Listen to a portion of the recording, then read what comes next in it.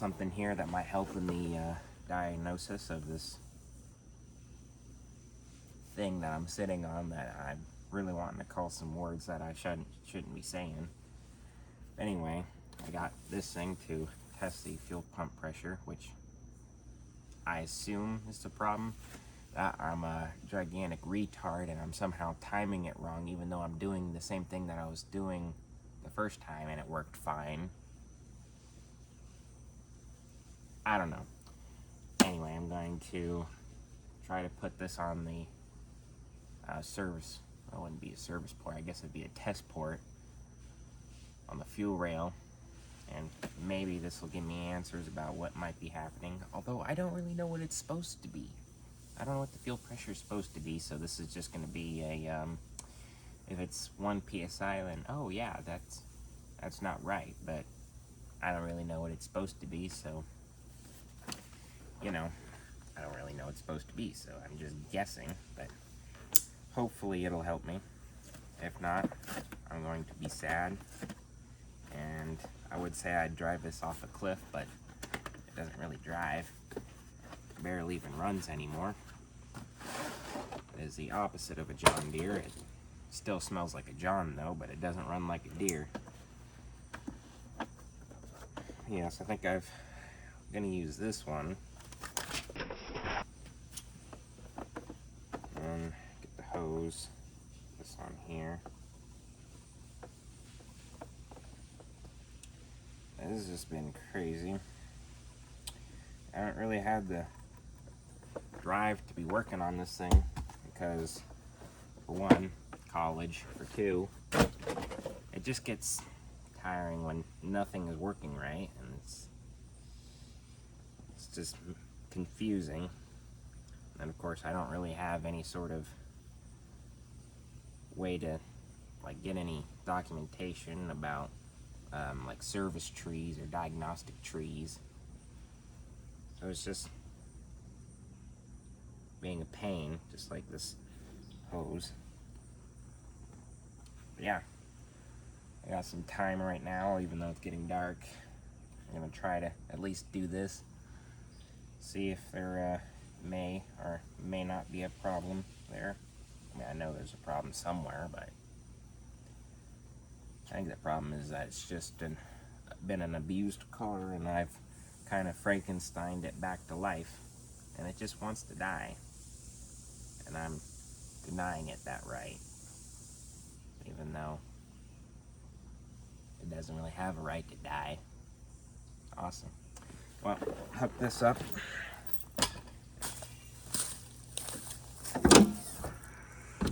So over there, you get the test port. Gonna slap this up on there. Although it's being difficult because they set this motor so far back. It's probably gonna leak fuel like crazy. Ah, shit, I forgot a step. It's got a shredder valve in it, so I got this valve remover tool. I'm just gonna delete on that. Probably introduce some air into these lines, but really I don't care. Really, well and truly. There we go. We just jab this boy on here.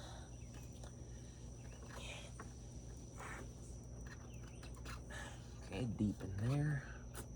And now I have no place to hang it, so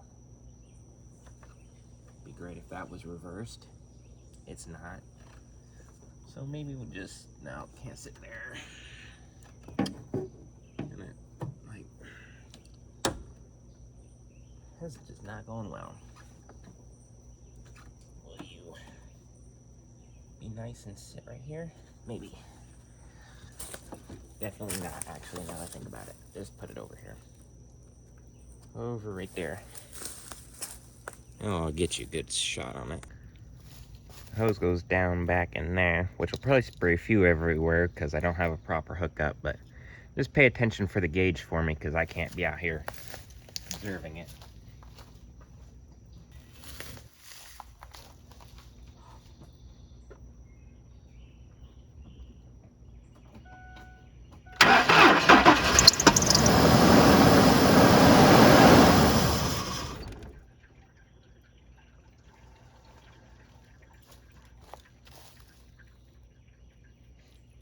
Sound good?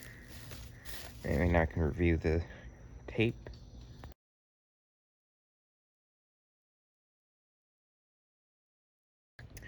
Well, back from O'Reilly's. Finally got a gauge that should go up to the correct pressure. Maybe, maybe not. Anyway, but luckily it didn't come with the right kind of fitting, so I had to like jerry-rig this thing on there with the hose and the screw clamps. But hopefully it won't blow up, so that'll be good. And of course, since it's only me out here, you get to be my eye. So watch this gauge for me and tell me what it gets up to, because I won't be able to tell. Although it should hold the pressure, but you just never know.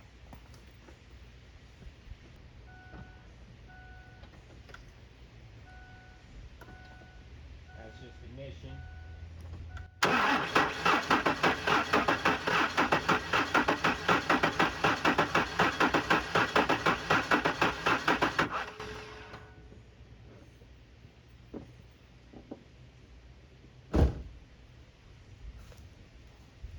What's it get up to? About like 45. Huh. I think that's about where it's supposed to be. I mean, I just have to look it up and see, but get back to you on that. That's a little strange. Oh, and I found deep buried in the bottom of that, in the bottom of the case, I found the proper fitting for that, so I'm going to redo the test. And I saw it leaked down a little bit, and I want to make sure that wasn't my riggings or this thing. I want to make sure that that's the truck doing that. Try with the original.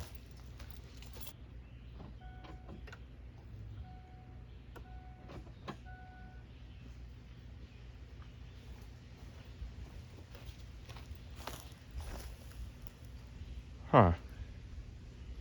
So it just means that seemed less.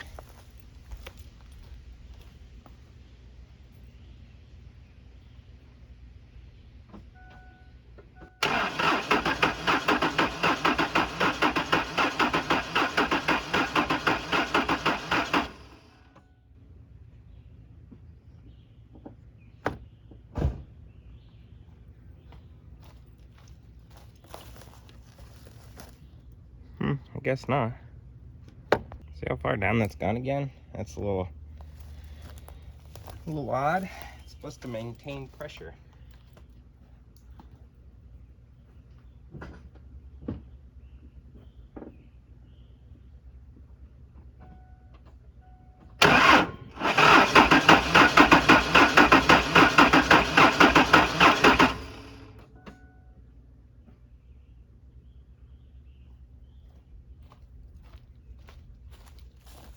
Uh-oh.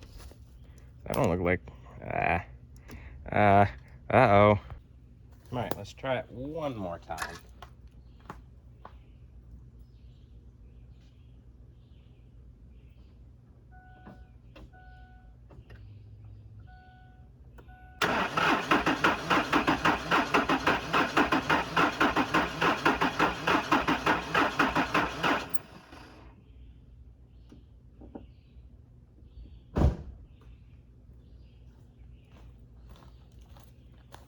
Ooh, no. I do believe I found a problem.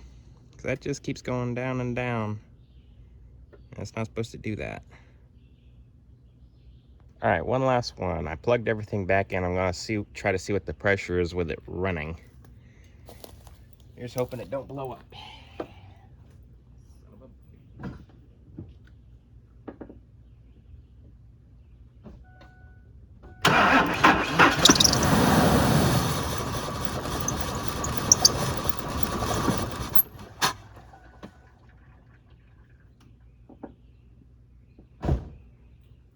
Ooh, that was pathetic. It's more up there. Still kind of odd. I'll watch it. Oh, you can see it going down right now.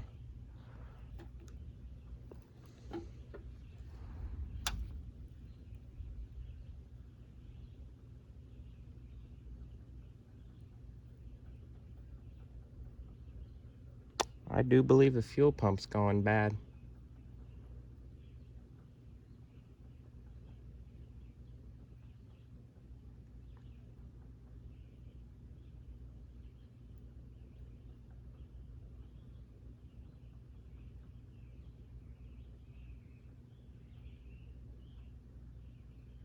Yeah, it's losing pressure. That is no good. No bueno. No muy bueno. Well, new day and back at it again with this Hexpedition. Right now we're going to try to verify that all of the spark plugs are getting spark.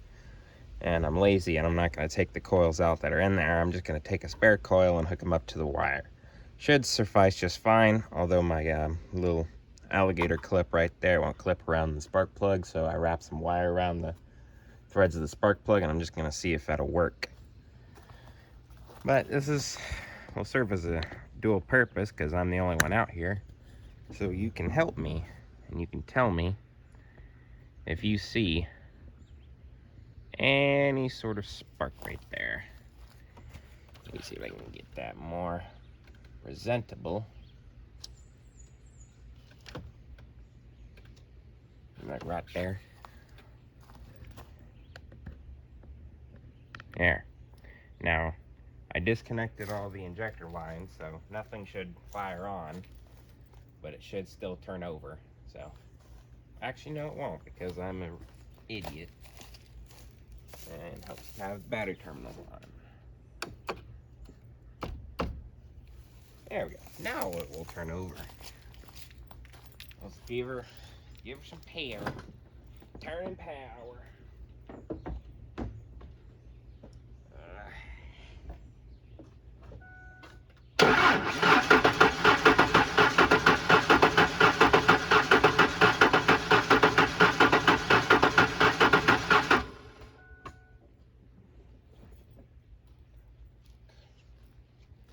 Well, did you see anything? 'Cause I sure didn't.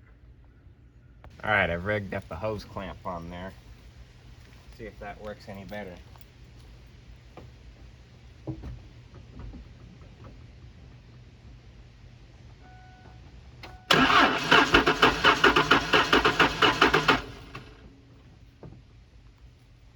Alright, that should have been the third cylinder. Let's see what happens on the first cylinder.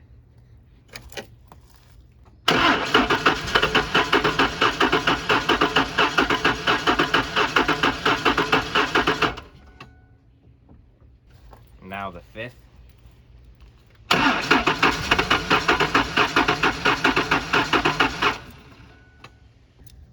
Seven.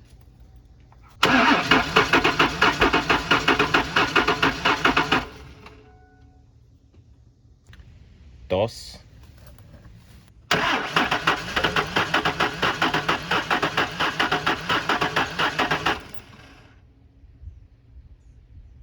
Cuatro.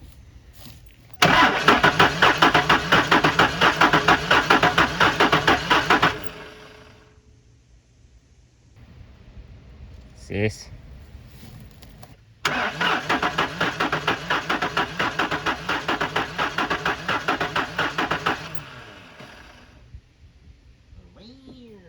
And now the last one, 8.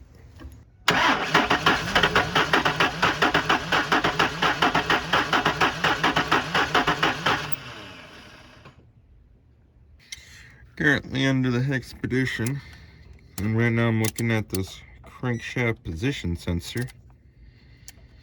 And right now with the accessory on, and that in as a lighter color wire, so it should be a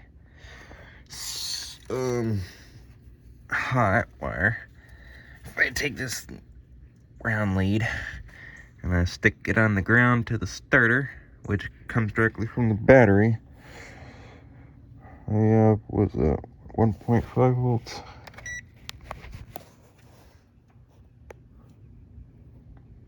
Yeah, 1.5 volts. So that don't sound right. So now I'll come up here, try to stick it on a black wire or a darker color wire. Back probe it into there. I wish this would stay on. Oh. And go to your starter. And what do I got? Same thing. So it doesn't matter if it's on either end of the wire, I'm still getting the same ground runaround, which that doesn't bode well. But I'll take the plug out and see if it's a component problem or a wiring problem. I hope it's just a component. Alright, now I have it unplugged and I have it where it should have been on the white wire or lighter color wire. Hook it back up to your one post, and looks like I'm getting the same thing. Just for kicks, let's put it on the positive wire, and I'm getting, is that 10 volts? Looks like 10 volts. So then come back over here, switch this to the other side with one hand, which is never fun. Grab the lead, put it back up there. And the ground post of the starter, and I'm getting the same thing. Okay, we'll put it on the positive side, and I'm getting 10 volts. Oh, sounds like we have a wiring issue. Or just the ECM is plumb done the bed. I don't know anymore.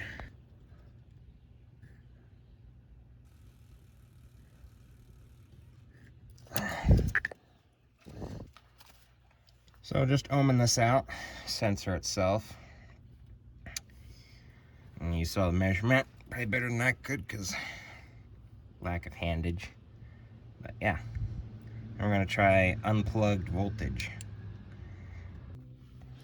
And then I'm gonna put just one pin on in there and another one on the starter back there. The ground side was giving me 1.6 volts, and the other side to the hot wire coming straight off the battery there was 9.4 volts, I believe, which is strange, but I don't know. Just documenting.